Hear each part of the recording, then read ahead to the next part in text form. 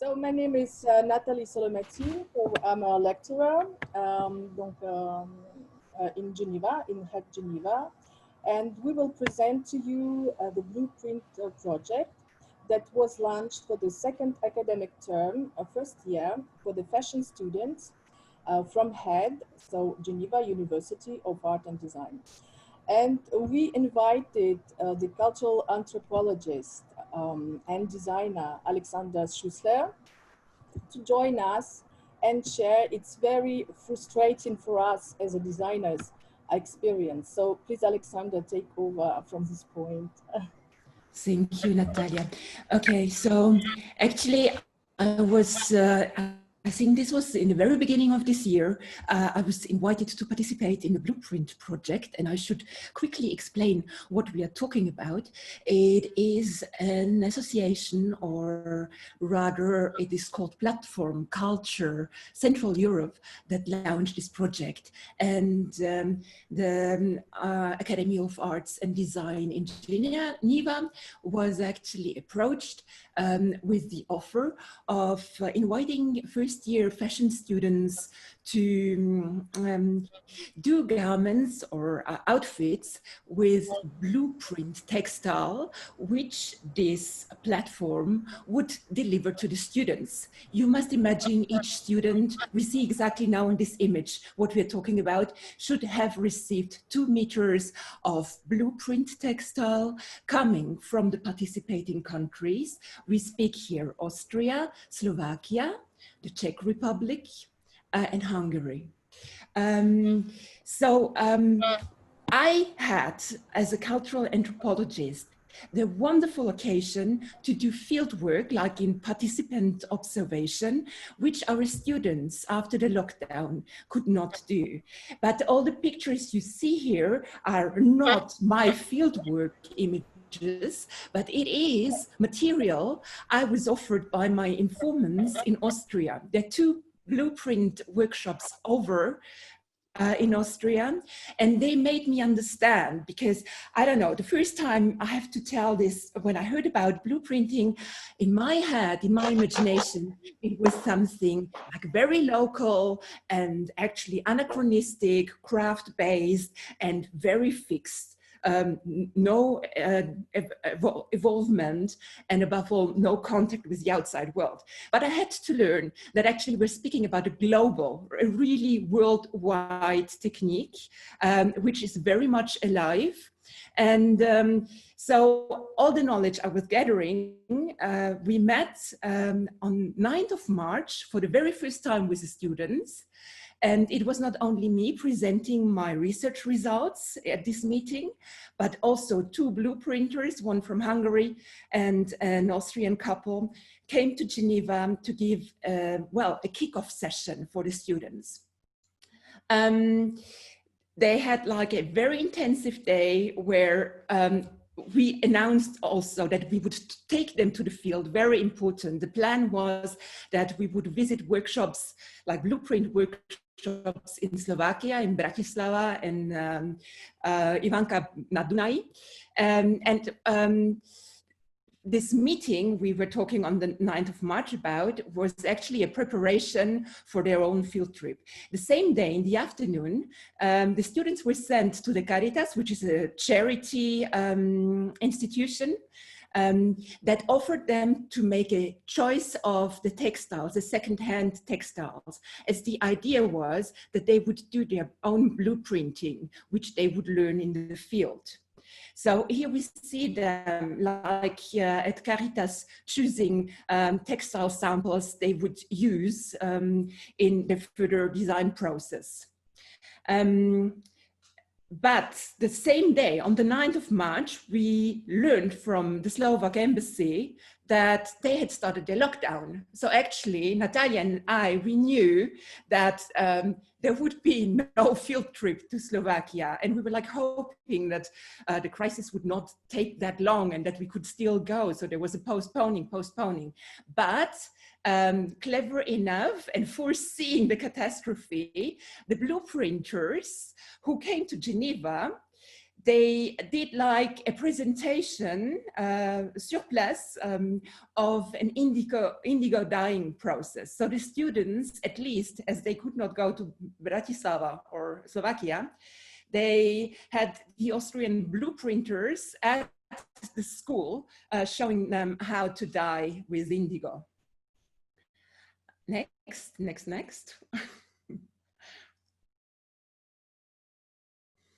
And then it became clear that we would not go anywhere. The students, they found themselves with no access to the textile. So even the 2 meters of blueprint textile, they never got into their hands. And we knew that we would not travel and everybody was in confinement. So we came up with Eteaching. We concentrated on design concepts. The students had to work in their confinement, in the quarantine, and it was based on 2 axes.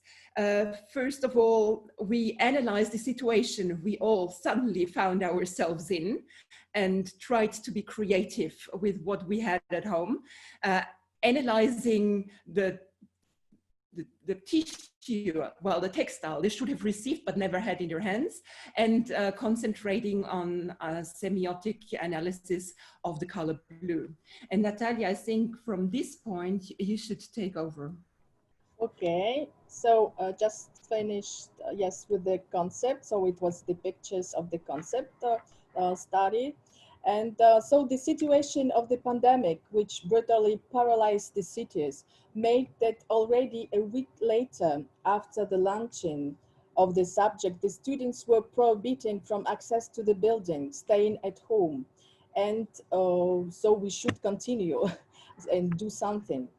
So the students are returning to their parents or stay home without any material to continue. And this, it was very important and rather complicated for us. So the rest took place with the home styling. So there you have a picture of my demand and the continuation, so the rest of our work. So home styling step to find shapes consisted with the concept launched with Alexandra. And we work with a sort of thing that you have at home. So bags, blankets, and bed sheets, material used in the gardens like here, all kinds of interior decoration in order to find the volumes and the shapes connected to the concept. So this, it was the objective. And so next step, so as we always stay home, so next step for us was a homemade dyeing. So made in our kitchens. So here you have a beautiful picture, middle-aged picture. So as a historical practice. And to do our print with all kinds of grease, fruits. So here, for example, you have blueberries, strawberries. Here you have some techniques of chicory and onions. And so the the studies was to apply it after the Photoshop mask. So here you have with the avocado, blueberries, onions, red cabbage, yes, and the pulp. So the pulp, it's a kind of reserve, a kind of technique. So as the Japanese people use, so the techniques with the rice that you can always make home. And so as it was mentioned at the conference, so as the domestic craft practice are popularized during this pandemic, this is right for us. This is done with the rice too, for example, and this is what the continuation to. So to find some kind of prints and to put it with the Photoshop with our styling like this. So the pictures, and in the given situation, we changed our teaching perspectives, and the final touch of the project was the experimentation of the digital 3D rendering. So my demand was this experimental virtual fashion as something that very trendy actual. So, and you have here the pictures of the last part of the workshop with the 3D rendering. So the idea it was, as we never had the textile in our hands, so this is the most important, we were very frustrated, and we had to switch over to make mostly voluminous rendering as possible. So here you have the how the stitch was. The outfits was the most voluminous as possible. But for us, these are illusions. And for us, it was really an illusion. And just to the end, finally, I would like to quote Tatiana Vladimirovna Chernigovskaya, so the Soviet and Russian scientist in the field of neuroscience. Her word about these are illusions. So just two phrases. I'm sorry, something wrong in the just they don't want to turn to the phrase. I don't know, something wrong here. I'm sorry. So I can't read you the phrase, but so we are all teaching online now. So actually it's a good thing, but it can't replace the really teaching. It can't replace and cover all the teaching actually. Yes, so sorry, I can't turn you to the phrase. I don't want to turn. Okay. Yes. So this is for us very important as the conclusions, and we can do by this virtual part, we can cover all kind of things that you can do in the workshops. So this is for us, it's right. So we would like to underline as the very important conclusion that we should come to at the end, and we will very much think that that situation will not become a new normal for us. So. Okay.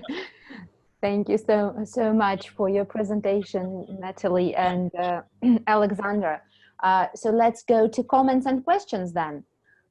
We have a question from Elizabeth Fisher. Elizabeth, so great to have you here with us. Is the material dyed in India? Alexandra, Natalie? Yes. Alexandra, just ton micro, the microphone. Yeah, okay. Yeah. Now the material actually is dyed in Austria, in Slovakia, in the Czech Republic, and in Hungary. It's like it was these 4 countries, they initiated this whole program or this whole project, and they offered per student a certain metrage of textile coming from one of these countries. I understand, but on your first pictures, they were all from India or Pakistan, or had yes. so I was wondering what the relationship was. Okay, the relationship was that these images I showed you, I could not go to India for field work in this short time. I got these pictures from blueprinters in Central Europe. And I showed these pictures in order to actually expand the vision of our students, because they came with the idea that this is a very local, very traditional craftsman product. And what I wanted to try is, look, these people doing blueprinting, they are neatly connected all over the world. I mean, people working in Bad Leonfelden, a tiny, tiny village, 4 kilometers from the Czech border in the middle of nowhere in Austria and Apples. Austria. Contact to Japanese blueprinters, or the photographs I showed you, it was them going to North India, like exchanging their knowledge and their techniques, even like trying to copy the reserve methodology in India and trying to bring this to Austria. So it's like a global network.